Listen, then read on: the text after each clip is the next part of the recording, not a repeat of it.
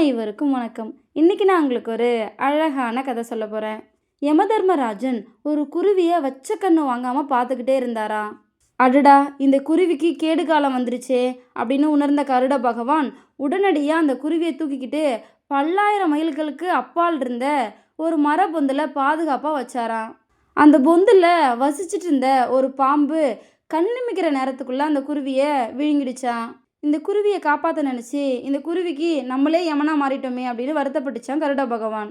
இதை கவனித்த யமதர்மராஜன், நான் அந்த குருவியை உத்து பார்த்ததோட காரணம் என்னன்னா, அந்த குருவி சில நொடியில் பல்லாயிரம் மைல்களுக்கு அப்பால் வசித்த ஒரு பாம்போட வாயால் இறக்க நேரிடும் அப்படின்னு எழுதப்பட்டிருந்துச்சு. அது எப்படி நிகழும் அப்படின்னு யோசிச்சுட்டு இருந்தேன். அதுக்குள்ள விதிப்படியே அப்படி நடந்துருச்சு அப்படின்னு சொன்னாரா. இதோட இந்த கதை முடிஞ்சிருச்சு. வாழ்க்கையில் என்ன நடக்குமோ அது கண்டிப்பாக நடந்தே தீரும். அதனால் அதை நினச்சி கவலைப்பட்டுட்டே இருக்காம வாழ்க்கையை சந்தோஷமாக வாழுங்க. அதுதான் இந்த கதை நமக்கு சொல்லுது. இந்த கதை உங்கள் எல்லாருக்கும் பிடிச்சிருக்குன்னு நம்புகிறேன். இன்னொரு அழகான கதையில் நாளை மாலை 5 மணிக்கு சந்திப்போம்.